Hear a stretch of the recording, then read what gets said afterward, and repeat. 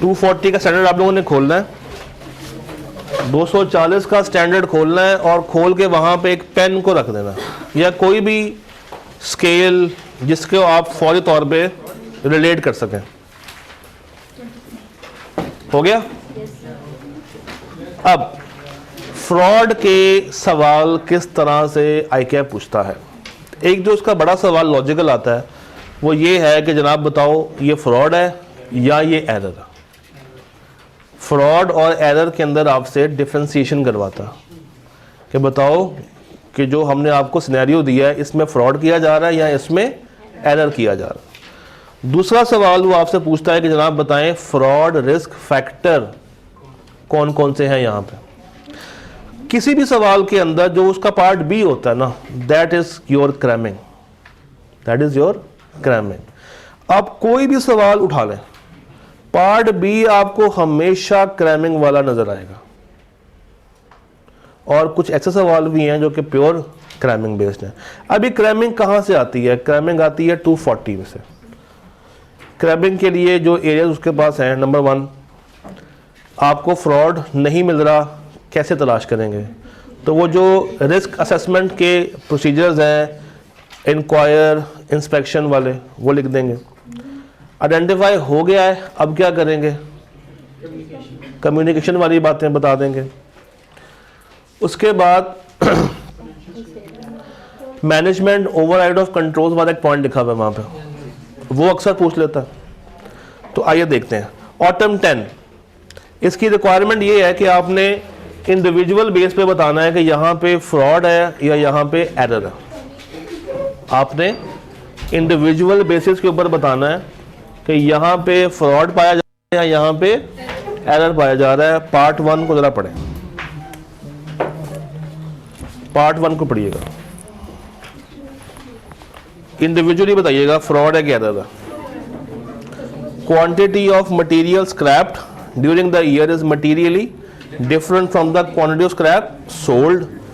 Record दोनों तरफ नील balance दिखा रहा है, ओपनिंग भी और क्लोजिंग भी, और कोई रिकंसिलिएशन अवेलेबल नहीं है। हाँ जी, क्या लग रहा है? फ्रॉड लग रहा है, क्योंकि एक तो रिकंसिलिएशन अवेलेबल नहीं है, दूसरा हम इसको जज भी नहीं कर पाएंगे, इसके अकाउंट्स भी प्रॉपर्ली मेंटेन्ड नहीं है, तो दैट इज अ फ्रॉड, ये एरर नहीं है। पॉइंट 2 पढ़े।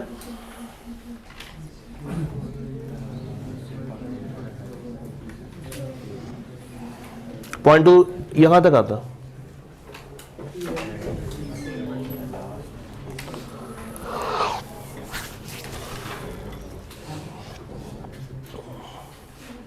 Sales for the year have increased by 7% over the previous year.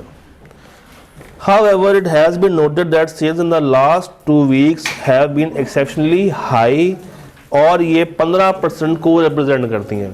पिछले साल से इस साल में कितने परसेंट फर्क पड़ा? 7%। उसमें से 15% तो वो है जो कि आखिरी 2 हफ्तों में रिकॉर्ड किया गया है। वर्किंग आपको क्या दिखा रही है?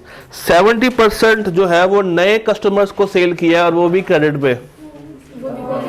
फ्रॉड है, ये पक्का फ्रॉड है। एक तो ईयर एंड के आसपास हो रही है ट्रांजैक्शन, दूसरा आप क्रेडिट पे माल दे रहे हैं नए कस्टमर्स को और उनको माल क्रेडिट पे नहीं दिया जाता।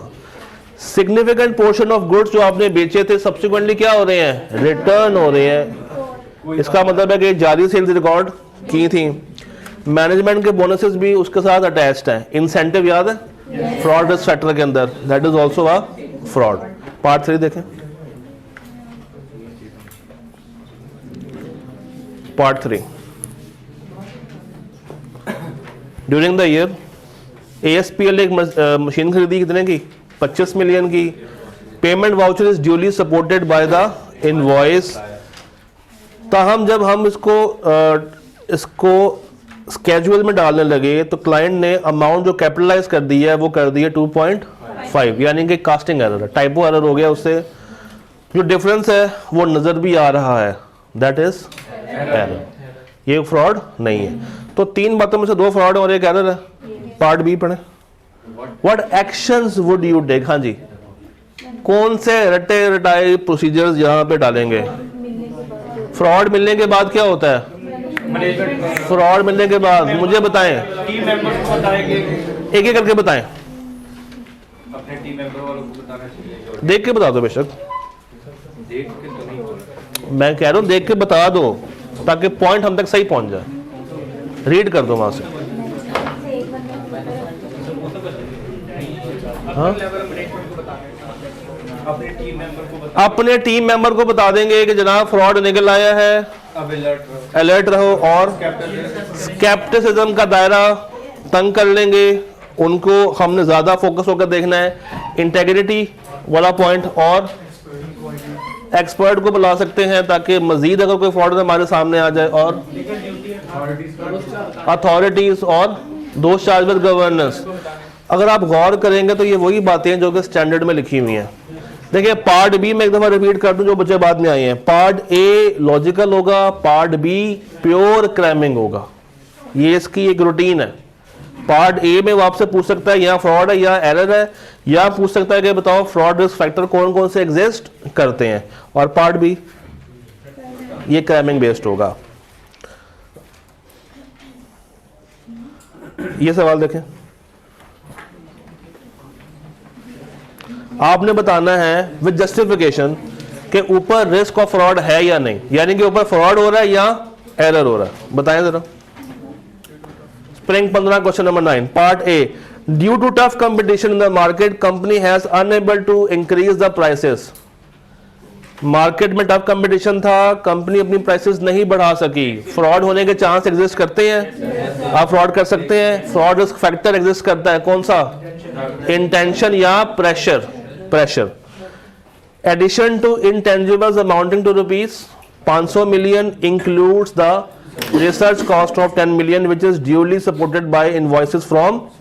हाँ जी, रिसर्च कॉस्ट कैपिटलाइज होती, ये एरर है। हो सकता है कि इनसे गलती से 10 मिलियन की कॉस्ट रिकग्नाइज होगी जो कि होनी नहीं चाहिए थी, बट अगर ये अपने एरर को ठीक ना करें तो फिर हम उसको मिसस्टेटमेंट में लेके जाएंगे। इवन इनको पता चल गया है कि ठीक करना चाहिए, नहीं कर रहे हैं, तो अब ये अल्टीमेटली फ्रॉड बन सकता है। उसमें वो पावर आ गई क्योंकि अब मैनेजमेंट जान के ठीक नहीं कर रहे। Yes, during the last 3 years CEO और हायर मैनेजमेंट को बहुत ज्यादा हैंडसम बोनसेस आ रहे हैं based on the companies profitability. Incentives. Point 4 देखें, फिजिकल स्टॉक टेक हो रहा है गुड्स का कब? 31/12/14 को included goods but not dispatched amounted to rupees 52 million. Delivery रोक दी गई है और अभी तक हमारे वेयर हाउस से सिर्फ 2 मिलियन का सामान लेके गया है। वो बंदा फेक सेल्स है, नजर आ रहा है। जिसने 52 मिलियन का सामान खरीदा है वो सिर्फ 2 मिलियन ही क्यों लेके जाएगा? That is a fraud. Part B, describe what actions to be taken on identifying a fraud. तो ये वही है, ये वही बातें। What actions would you take to deal with the above, और ये क्या है? What actions would you take on identifying. तो ऊपर भी आपने फ्रॉड को आइडेंटिफाई किया था, यहां भी आप फ्रॉड को आइडेंटिफाई कर रहे हैं। उसके बाद जो भी इसके रेलेवेंट प्रोसीजर आने हैं वो आपने क्या कर लेने हैं। अच्छी बात यह है कि उनको रट लें ताकि आप कम से कम पार्ट बी तो सही नंबर से सॉल्व कर सकें। ये करें जरा। इसमें आपने निकालना है fraud risk factor. Part C attempt है ये autumn 16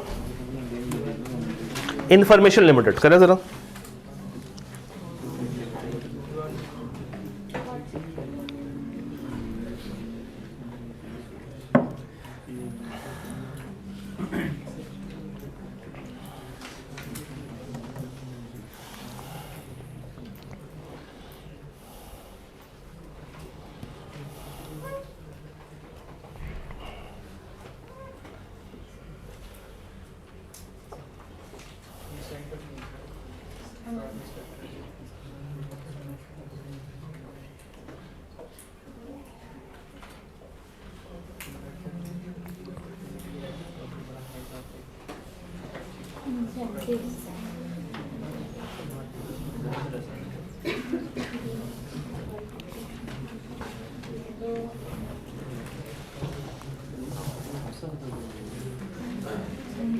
ji, information limited which is engaged in development of customised software.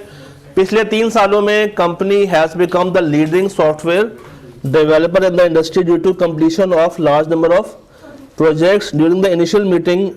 इसने 60% ग्रोथ अचीव कर ली है as compare to the growth target of 30%। Target था 30 का, कितना लेके चले गए हैं 60। और इसमें से ये सोच रहे हैं कि 25% ऑफ द प्रॉफिट किसको देंगे, मैनेजमेंट को एज बोनस। और one of the competitor has shown its willingness to acquire. हाँ जी, फ्रॉड फैक्टर कौन कौन से हैं?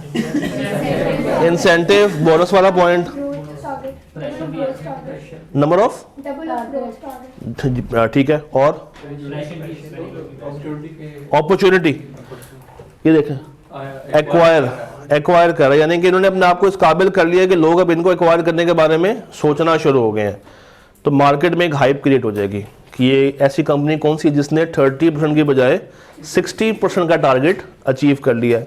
तो एकदम से ये अपनी कंपेन को ऊपर लेके जा सकते हैं। हालांकि किया इसने क्या है, 2 नंबरी की है क्या। अच्छा जी, ओहो कहाँ चला गया। ये देखें जरा ग्रीन लिमिटेड को,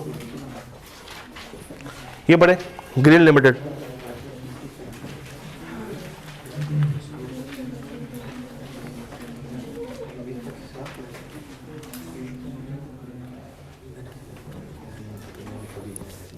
इसका पहले पार्ट भी पढ़ें,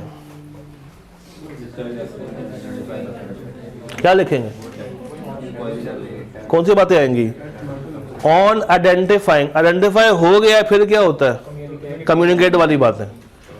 और आइडेंटिफाई करने के लिए इंक्वायरी, इंस्पेक्ट, वो एक आपको लिस्ट मिलती है 315 में।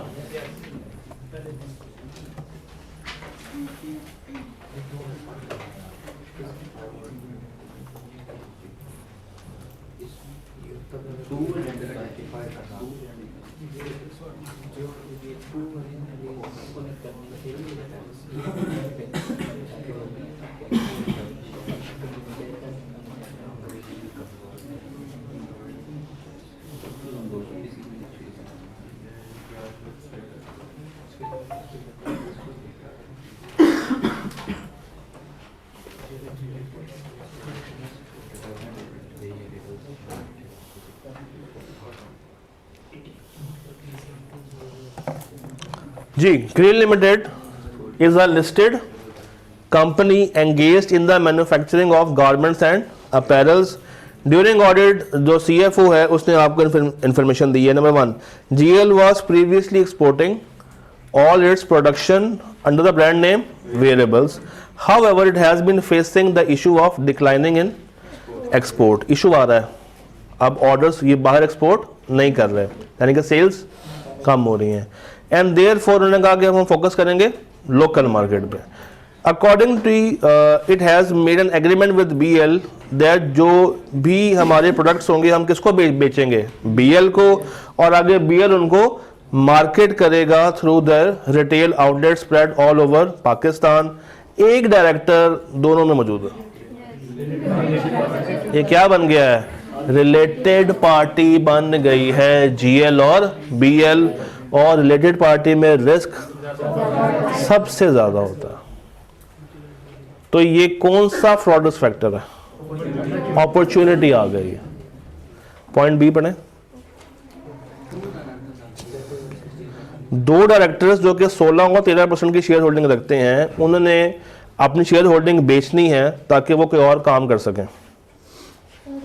डायरेक्टर्स अपनी शेयर होल्डिंग को बेचना चाहते हैं,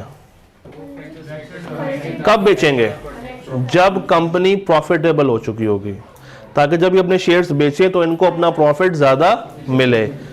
तो फेक सेल्स, ये चूंकि मेन बंदे हैं तो कंट्रोल्स को आसानी से ओवरराइड कर सकते हैं। देयरफॉर फ्रॉडस फैक्टर कौन सा है, और अपॉर्चुनिटी भी, इंसेंटिव भी और अपॉर्चुनिटी। पार्ट सी देखें,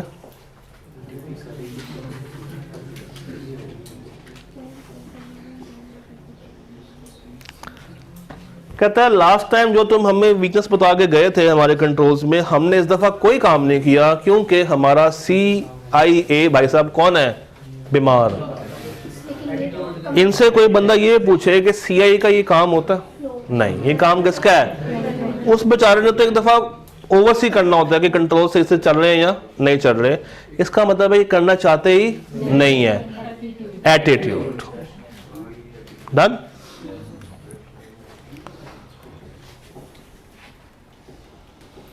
ये करें जरा, ऑटम स्प्रिंग 20 करें, एवियन लिमिटेड। आपने यही बताना है कि फ्रॉडस फैक्टर कौन से हैं। पता है इस तरह का सवाल आ जाए ना, बहुत आसान है, क्योंकि कंफर्म पता है कि पार्ट बी में क्राइमिंग है, और कंफर्म पता है कि पार्ट ए में दो तरह के सवाल हैं, या फैक्टर पूछ लेगा या एरर और फ्रॉड में तमीज करवा लेगा। इस दफा फ्रॉडियों से फ्रॉड पूछेगा। स्प्रिंग 20 पिछली दफा भी आया था, 5 नंबर का आया था, क्राइमिंग आई थी पिछली दफा फ्रॉड की। पिछली दफा उसने पूछा था फ्रॉड 5 नंबर का क्राइमिंग। हाँ जी, पढ़ लिया। Your firm is the external auditor. पहले पढ़ ले।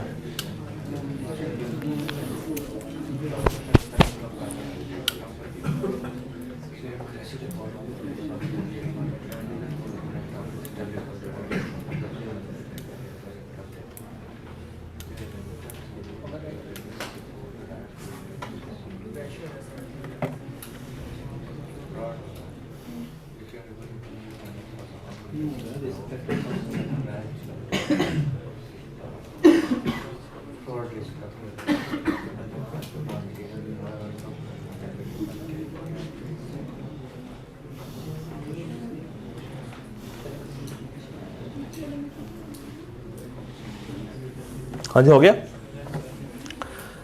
पहला पॉइंट बता दें, CEO एग्रेसिवली फॉलो अप कर रहा है डिपार्टमेंटल हेड से कि भाई टारगेट्स को मीट करो। अब जब वो इतनी ज़्यादा इंटिमिडेशन दे रहा है, प्रेशर क्रिएट कर रहा है, performance of senior management is measured in terms of year on year growth.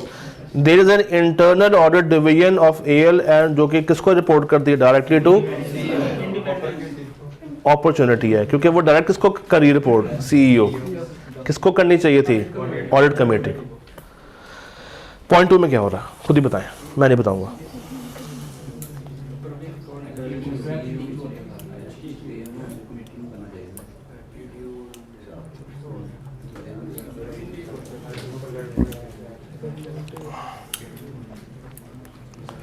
Company face कर रही है financial difficulties due to sudden rise in the cost of raw material. However, no provision has been made.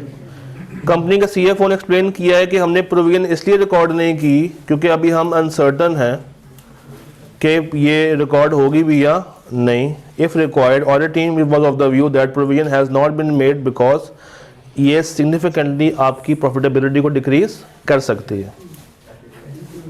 Attitude, ये मसला किसका है, attitude का और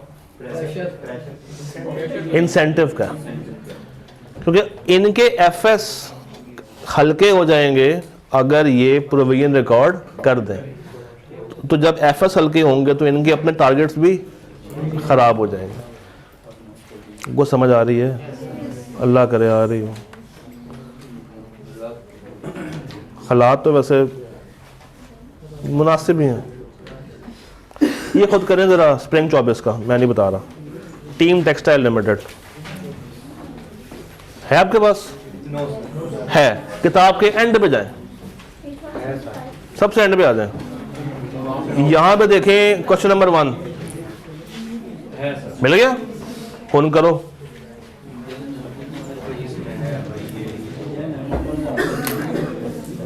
करो शाबाश, जल्दी करो।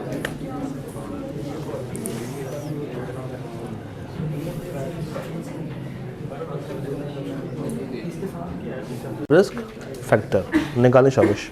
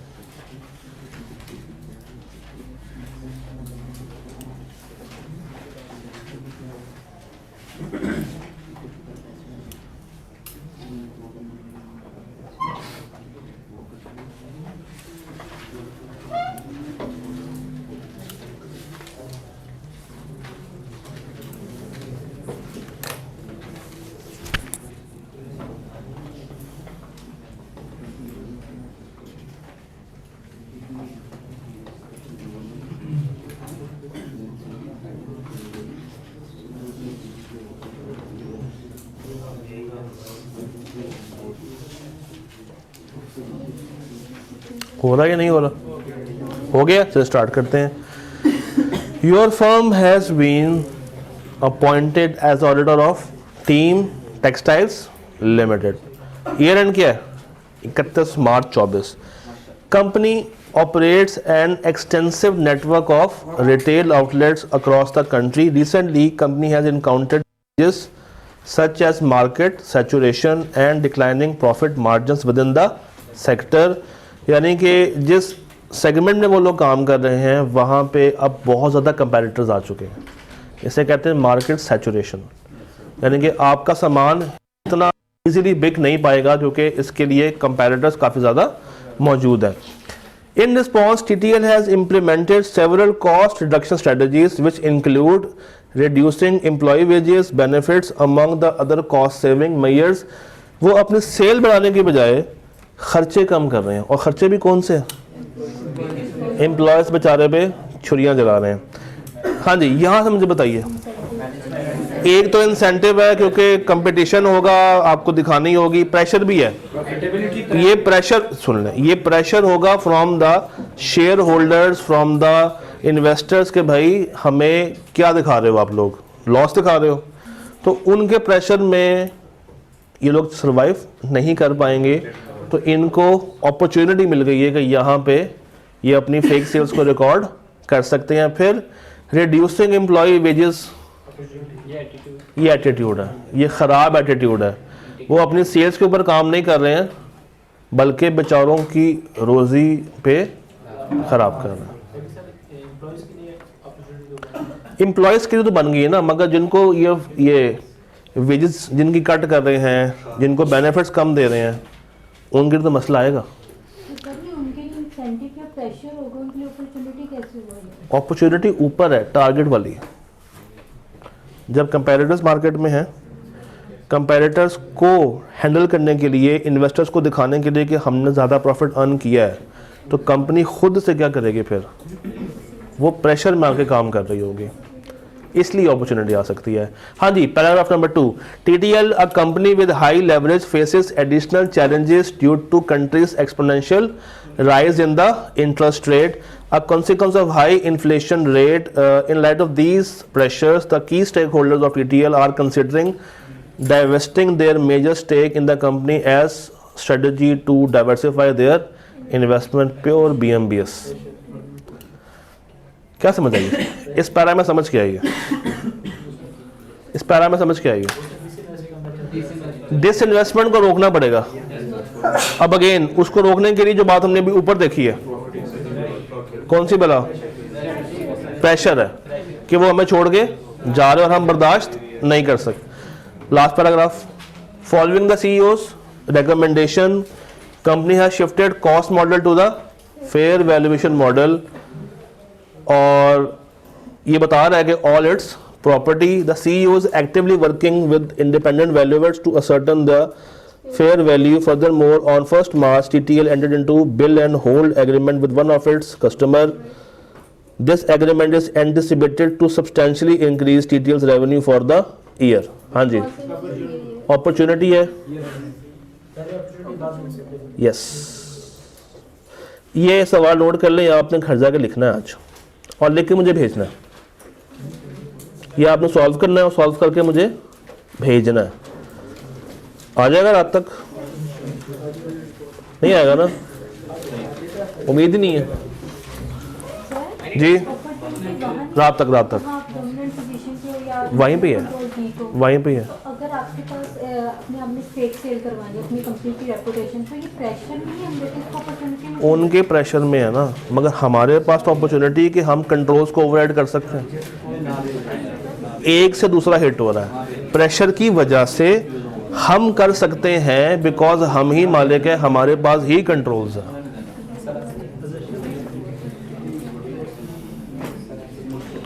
अच्छा बात सुने मेरी, नहीं वो मसला नहीं है। आप जरा कुछ बातें सुन लें। सबसे पहले तो ख़त्म पढ़ लें, आपका 5 दिन का सेशन तकरीबन एंड होने के आसपास है। पता है इस सेशन को आपने रिवाइज करना है कम से कम सवाल आपको मैंने कोशिश उन्हीं सवालों के ऊपर क्लास में भी फोकस किया जाए, कुछ रह भी गए होंगे, मगर द पॉइंट इज कि वो 45 सवाल जो कि आपने हाथ से लिख के करने हैं वो आपने वाकई में हाथ से लिख के करने हैं, एंड करने हैं बाय मींस करने हैं। हाँ जी, दूसरा ये है कि कुछ सवाल की एक कैटेगरी है जो आपने पहले घंटे में करने हैं, दूसरे में करने हैं और तीसरे में करने हैं। हमें आज बैठे पता है कि रिपोर्ट्स का सवाल होना, हमें आज बैठे पता है कि रिस्क का सवाल होना है या फ्रॉड का सवाल होगा, और हमें आज बैठे पता है कि एथिक्स का सवाल भी आपको आई कैप में नज़र आ रहा होगा। पहले घंटे में जब आप एग्ज़ाम में मौजूद हों तो आपने रट्टे वाले सवालों को तो पकड़ लेना है, और वो नॉर्मली अब आई कैप क्या कर रहा है, आखिरी सवाल होता है जिसमें 4 पार्ट्स होते हैं, अनलेस के एग्जामिनर चेंज ना हो गया हो। उसका यही पैटर्न चला आ रहा है पिछले 3 अटैम्प्ट से, जो कि ये शो करता है कि एग्जामिनर सेम है, ठीक है। तो वो एंड के करीब आपको 4 सवाल देगा, और नॉर्मली वो 4 सवाल प्योर रटे वाले होते हैं, वो सबसे अच्छे तरीके से अटैम्प्ट कर लेने अगर वो आते हैं तो। उनमें अगर आप अच्छे नंबर हासिल कर लेंगे तो पासिंग रेशो काफ़ी ज़्यादा हो जाती है। फिर तैयारी करते इस दफ़ा आपने ये देख लेना है कि एनालिटिकल का सवाल काफ़ी टाइम से नहीं आया। उसके बाद नॉट फॉर प्रॉफिट ऑर्गेनाइजेशन में रिस्क का सवाल काफ़ी टाइम से आई कैप में टेस्ट नहीं किया। इसके अलावा सैम्पलिंग से कोई लॉजिकल सवाल काफ़ी अरसे से नज़र नहीं आया।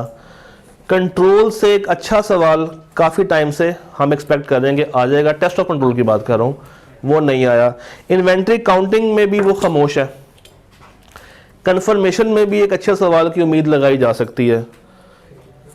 रिसेंटली इंटरनल ऑडिटर और एक्सपर्ट भी उसने कोई खास टेस्ट नहीं किए। हाँ देखें, वो हर कॉन्सेप्ट को 4, 5, 6 नंबर के लिए भी टेस्ट करे तो 100 पूरे कर सकता है, क्योंकि उसके पास मौका है ना। एक पूरी ग्रिड है, इन सारे एरियाज की ग्रिड एक ही है, और उसने वहां से 50 नंबर पूरे करने हैं, वो 50 मार्क्स उसने पूरे करने हैं। तो आपको ये बड़े प्लान्ड तरीके से चलना पड़ेगा, एक बहुत ही प्लान्ड वे में अपनी प्रोग्रेस को मेंटेन करना पड़ेगा।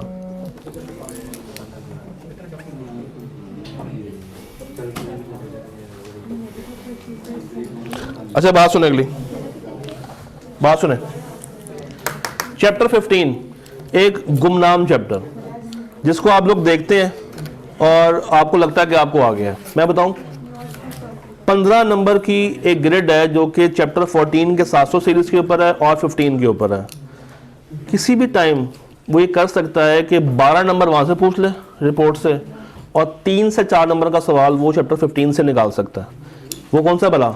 Review engagement. तो उसमें जो एटलीस्ट जो उसके सवाल पास पेपर्स वाले हैं वो 2 ही हैं, वो कर लें। उसकी रिपोर्ट एक दफ़ा देख लीजिएगा, उसमें छोटे छोटे से कॉन्सेप्ट्स हैं। मैं कोशिश करूंगा कि एक आधा सवाल उसका मॉक में डाल दूं ताकि आपके हाथ से वो भी गुजर जाए। फिर 14 के अंदर अगर हम एंटर होते हैं तो कुछ सवाल जो कि नॉर्मली वो पूछता है, दैट इज़ रिपोर्ट की इम्प्लीकेशन, वहाँ से सवाल बन सकता है। फिर 700 की रिपोर्ट यानी कि साफ रिपोर्ट आपको दे के आपसे कहे कि जनाब इसमें से गलतियाँ निकालो, ये काफ़ी टाइम से सवाल इस तरह का भी डेवलप नहीं हुआ। कैम उसने अभी तक आपसे लिखवाया नहीं है, तो ये सवाल भी बन सकता है कि जनाब मुझे कैम लिख के दें।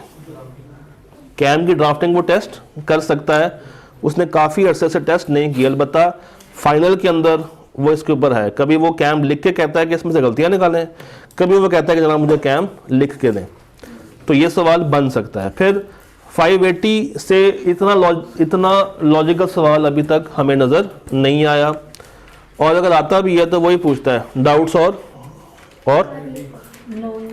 Non response.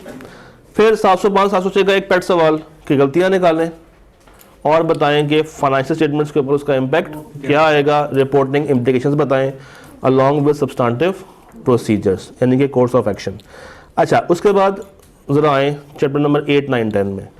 9 के अंदर आपको मिल जाता है 501 और 505, वो इम्पॉर्टेंट है, that is also very important for this time. फिर 505 को वो मिक्स कर सकता है, 530 के साथ मिला के पूछ सकता है। तो सैम्पलिंग कंफर्मेशन का मिला के एक सवाल आ सकता है, कंट्रोल्स का एक सवाल नॉर्मल आ जाता है, सैम्पलिंग का सवाल भी अलग से भी आ सकता है, मिल के भी आ सकता है। हाँ, डॉक्यूमेंटेशन रह जाती है, डॉक्यूमेंटेशन को भी वो शायद 3 से 4 नंबर के लिए टेस्ट कर सकता है, क्योंकि जो डॉक्यूमेंटेशन की वेटेज है ना, सेम वेटेज है चैप्टर 15 की। ये फंस गया है 3 के साथ, वो फंस गया है 14 के साथ। हाँ, 2 से 3 नहीं, लास्ट टाइम नहीं आया, उससे पिछली दफा आया था, लास्ट टाइम नहीं था आया। अच्छा, ये हो गया। फिर और क्या कर सकते हैं? Chapter number 1 companies act, important area. Chapter number 2 में 220 रिवाइज हुआ है, ये टेस्ट किया जा सकता है। 210 से जब भी सवाल आता है मोस्ट प्रोबेबली वो सवाल क्रैमिंग बेस्ड आता है। और वो बात मेरे जेहन में रखिएगा एथिकल कंसिडरेशंस वाला, कि जब वो 13 का सवाल देता है और ये कहता है कि अभी तक आपने उसको एक्सेप्ट नहीं किया, तो एक्सेप्ट करते टाइम आपने कहाँ पे लैंड करना है? चैप्टर नंबर 2 के पहले सफ़े पे जाके उसको वहाँ से आंसर करना। ये सारी बातें क्लियर है? अच्छा, हम बात कर रहे थे first hour, second hour, third hour की। फर्स्ट आवर में क्या करना है? स्ट्रेट फॉरवर्ड सवाल, और वो सवाल जो कि आपकी ग्रिप जिस पे ज़्यादा अच्छी है। कुछ बच्चों की ग्रिप अच्छी होगी एथिक्स पे, कुछ की अच्छी होगी रिपोर्ट्स पे, कुछ की अच्छी होगी कंट्रोल्स पे।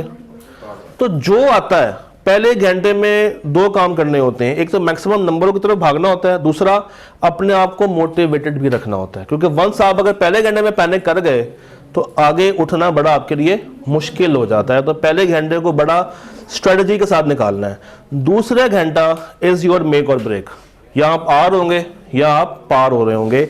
तीसरे घंटे में जाते वक्त आपको ये पता होना चाहिए कि वो कौन से 2 सवाल हैं जो कि आपने करने ही तीसरे घंटे में, या मैक्सिमम 3 सवाल लेके जा सकते हैं, प्रोवाइडेड कि वो सवाल रिस्क का हो और एनालिटिकल का हो या कंट्रोल्स का हो, जिसमें आपने अपना एक्सप्रेशन ऐड करना है, जिसमें आपने अपना एक्सप्रेशन ऐड करना है। वहां पे जाकर अगर आपकी राइटिंग तेज भी हो जाए तो मसले वाली बात नहीं है, मगर उससे पहले आपने कोशिश करनी है कि 50 नंबर आपने अपनी पॉकेट में गिरा लिए हो। डन? पेपर पूरा करके आना है। 100 नंबर का पेपर मींस 100 नंबर का पेपर, इसको छोड़ के नहीं आना। नॉर्मली क्या होता है, पेपर 100 नंबर का, बच्चा गया एग्जाम में, अटेम्प्ट किया 70 मार्क्स का।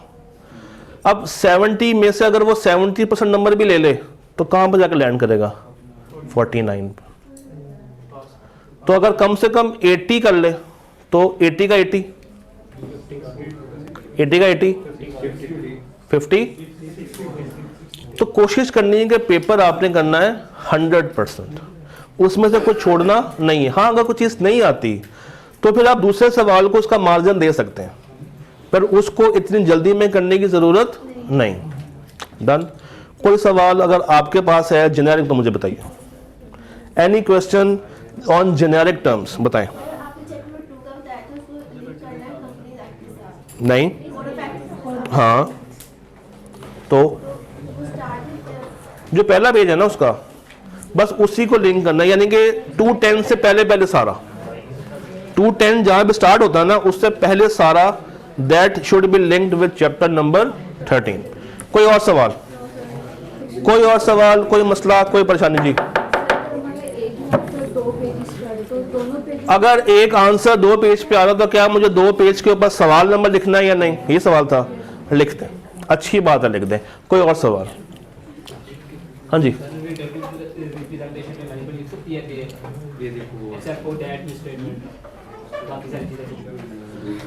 देखें, रिटन रिप्रेजेंटेशन बाकियों को तो एक एविडेंस देता है, मगर वो अपने अंदर भी एक सॉलिड ऑडिट एविडेंस है। तो अगर मुझे वो नहीं मिल रहा, that is my scope limitation. और अगर मुझे साइड फाइनेंशियल्स ही नहीं मिल रही हैं तो ये क्या है? परवेसिव लेवल की स्कोप लिमिटेशन है। डन हो गया? अच्छा जी, बात सुने, और से भी मैं आपको फारिग नहीं कर रहा, रुकें। अब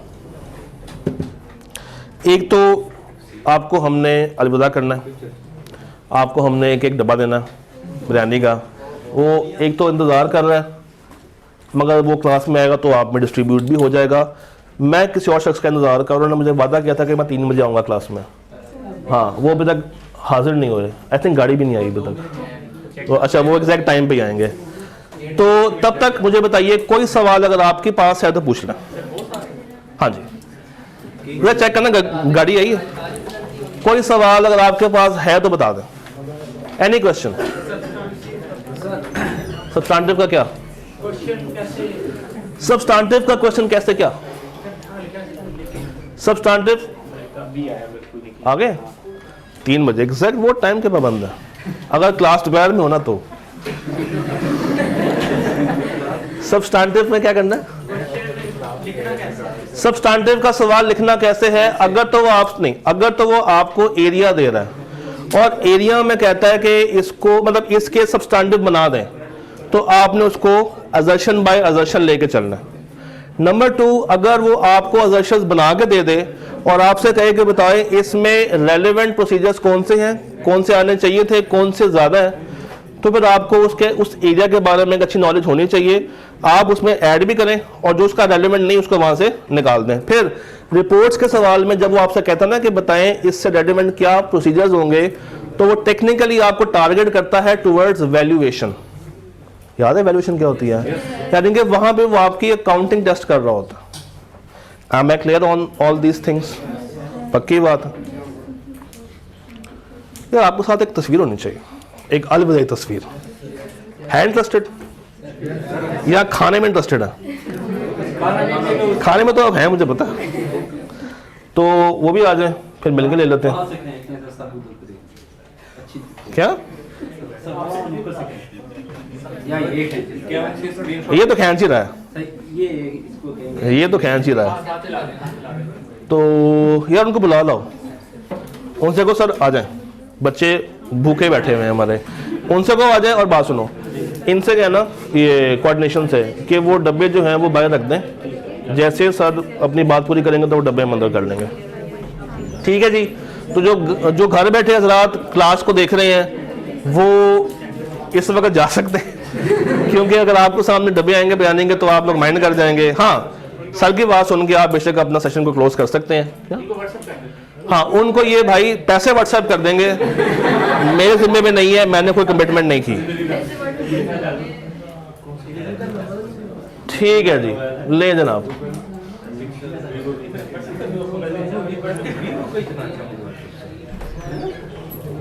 आतिफ साहब आ गए, बस वो अपने 2-4 पता था कुछ खाने पीने वाला मामला है।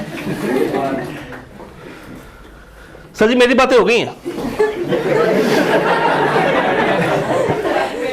मैंने तो आपकी मौजूदगी में सर आपने एंडिंग करनी है, एंडिंग स्पीच आपकी होती है। कर दी थी उस वक्त, मैं तो बगैर बिरयानी की एंडिंग कर दी। इन्होंने आपको इमोशनल कर दिया। तो मैंने कहा आपके लेगेसी को मेंटेन करते हुए कम से कम बिरयानी तो बनती है। बाकी सर जी वो 5 डेज़ का सेशन हमारा अख्ताम पजीर होता है और मुझे खुशी इस चीज़ की कि अवाम का जोश जो डे 1 पे था वही डे 5 तक रहा है। ऑल्दो आज ये खाने बजाने ही आए थे मगर स्टिल इनका जोश रहा है और अप्रॉक्सीमेटली स्ट्रेंथ हमारी 95% मेंटेन हुई है। कुछ बच्चे नहीं आ पाते आपको पता है because of some personal issues, मगर पॉइंट इज़ कि इन्होंने कुछ ना कुछ सीखा ज़रूर है in these 5 days revision session और इस उम्मीद के साथ कि ये लोग अब ICAM में पास होंगे इंशाल्लाह और नज़र आएंगे कहाँ पे, फाइनल्स के अंदर इंशाल्लाह। तो सर जी अब एंडिंग स्टेटमेंट आपकी और उसके बाद हमने तो आज SBI का लॉस भी बुक कर दिया यहाँ पे। नहीं, आपने इतना ज़बरदस्त क्लोजिंग कर दिया तो उसके बाद जो है ना वो ठीक है ना कि आप भी बिरयानी खाने के लिए आए डन करते हैं, जाओ यार उसको कह दें। सर जी एक तस्वीर वैसे बनती है सबके साथ हमारी, जैसे कहें कर लेते हैं। अब ली कैसे जाए, या तुम यहाँ पे खड़े हो जाओ वो वाला कैमरा खींच ले, यहाँ पे हमें एडजस्टमेंट करनी पड़ेंगे। उस कॉर्नर में क्या करूँ? कोई सेल्फी लेने का हाँ, सेल्फी लेने के लिए एक लंबे भाई बोलो हमारे पास जाएगा। मैं आ जाए तो आपने सबको एक फ्रेम में फिट भी करना है। ये तो छत टूट जाएगी तो मेरा ले लो।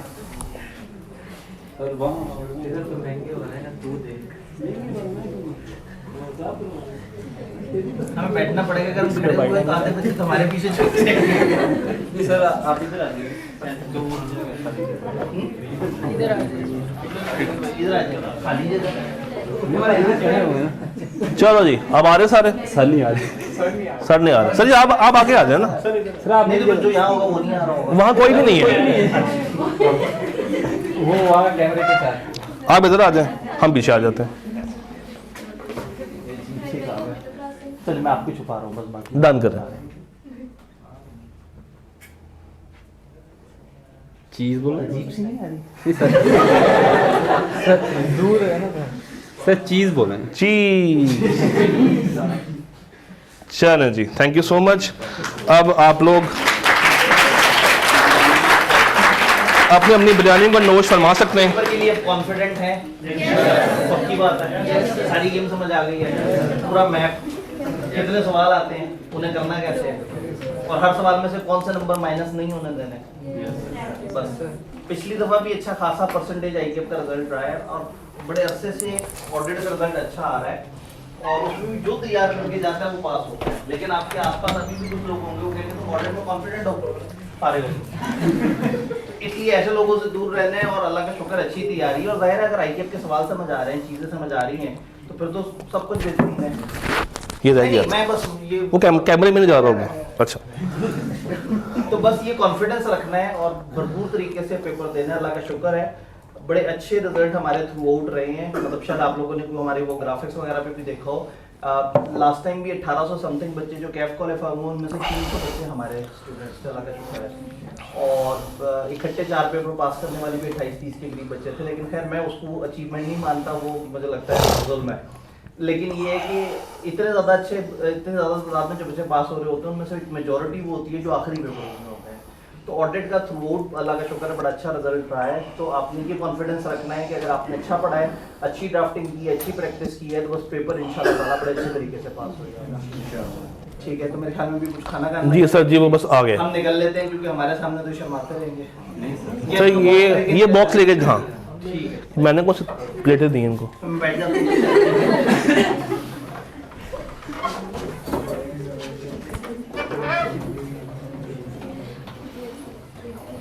हम इसको अब फॉर्मली एंड करते हैं। आई होप कि अब आप लोग कामयाब हो, और इंशाल्लाह हमें आपसे सिर्फ एक चीज़ चाहिए, दैट इज़ योर सक्सेस। मुलाकात करते हैं, अल्लाह हाफिज़।